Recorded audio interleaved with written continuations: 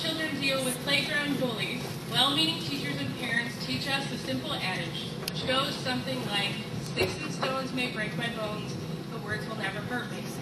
Though this argument may help children deal with the kid that won't stop pulling their hair, their application to larger cultural phenomenon are insufficient to deal with the more complicated issues involved in speech and discourse. This argument is not just heard on the jungle gyms at local elementary schools anymore. They have been carried over to a number of political debates, including the one at issue here tonight. Unfortunately, words are not objective and rarely don't hurt. Language is full of meaning, and to ignore the material or physical implications of language is to do a severe disservice to those that hate speech hurts the most. The utility of hate speech and destructive messages in mobilizing individuals and hate groups to abuse and marginalize minorities raises the question of whether the intimidating speech should be censored. The government, given the insidious power of hate speech, should be able to restrict the freedom of speech in person, in press, or on the internet as it regards hate speech. There are several cases that make clear the need for such restrictions on speech. Initially, hate speech undermines the democratic ideals that we hold valuable. Furthermore, the language that we use has material implications on the targets of hate speech. And finally, the internet has become the most recent and effective form of spreading hate and deserves our attention. Just like our teachers and parents teach us simple sayings to help us take care of the playground bully, our cultural understanding of the founding principles that appear in the Constitution seem to have been minimized to a few simple statements as well. The phrase, "Congress shall make no law abridging the freedom of speech," is far more complicated than a simple defense of someone's right to say whatever they please.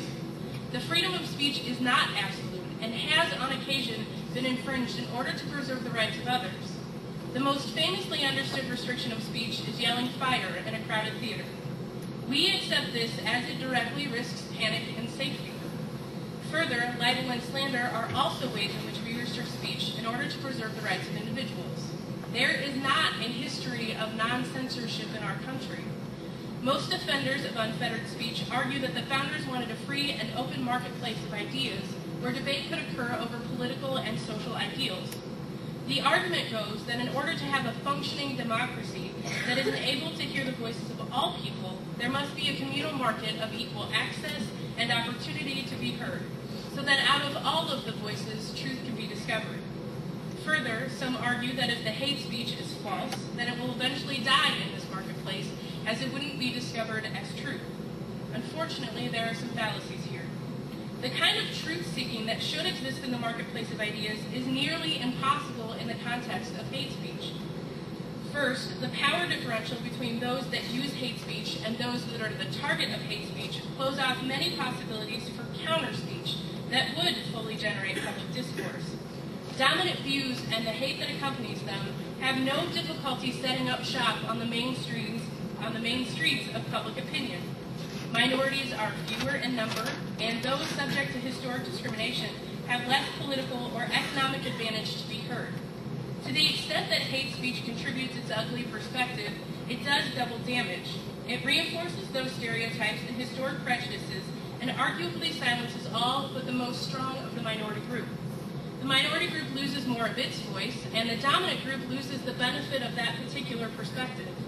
What then surfaces as truth in the marketplace of ideas is likely nothing more than the survival of the fittest, the more dominant views reinforcing themselves.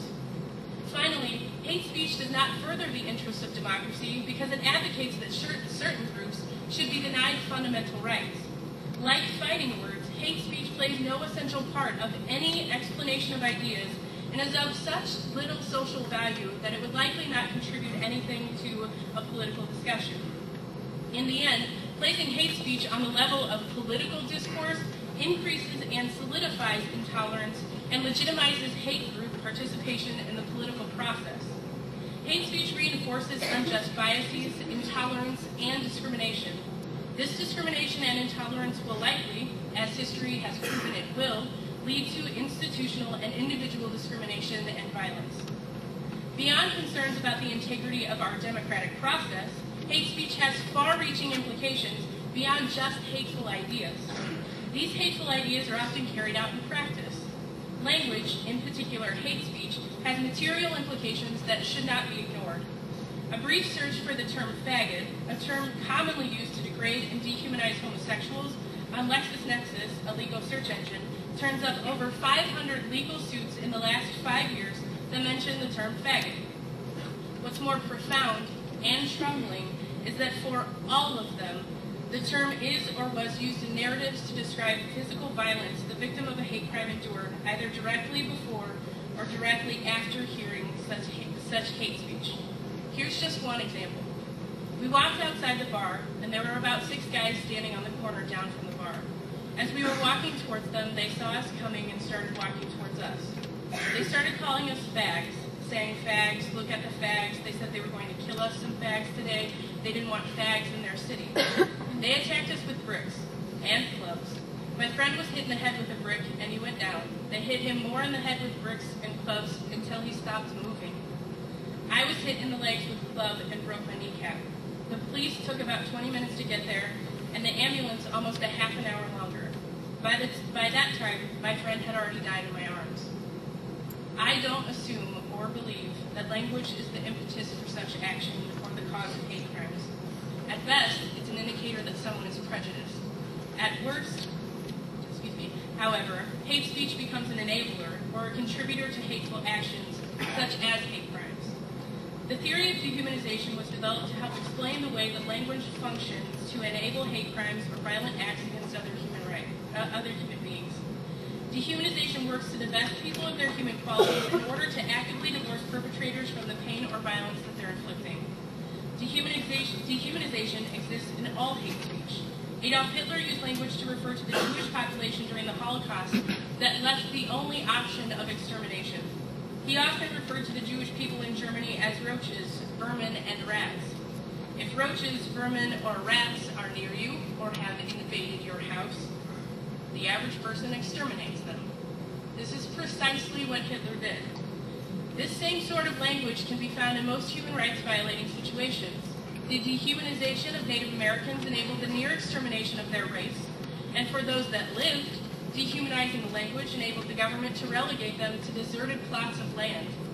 Systematic murder, genocide, and enslavement are justified through dehumanizing discourse about the dangers to society posed by outgroups or minorities. The myth of inferiority is told and retold in the framework of accepted and popularized hate speech.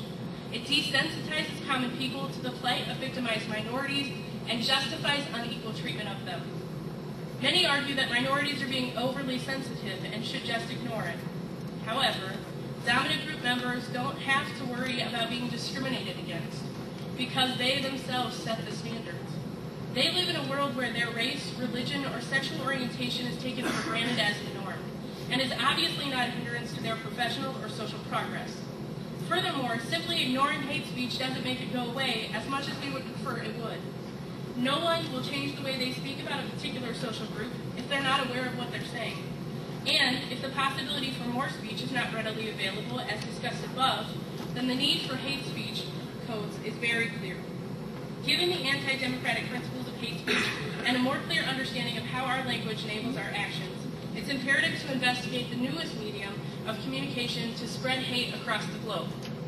Although the internet has made a number of tasks in our lives easier, such as keeping in touch with friends and family, researching if you're a student, and game playing when you should be researching if you're a student, it has also made the lives easier of those who seek to spread hate over the internet. So much so, in fact, that a recent New York Times report indicated that hate groups across the globe are switching to primarily electronic communication of their messages. Don Black, former Grand Dragon of the KKK and author of the white nationalist Stormfront.org site, reveals the benefits the internet has afforded hate organizations such as his own. As the first to establish a site dedicated to intolerance on the internet, Black has noted that as far as recruiting, the internet has been the biggest breakthrough I've seen in the 30 years I've been involved in white nationalism. He adds, prior to the net, when we had to rely on printed material and leaflets, the occasional public meetings, we were limited to the number of people we could reach. Now we can reach potentially millions.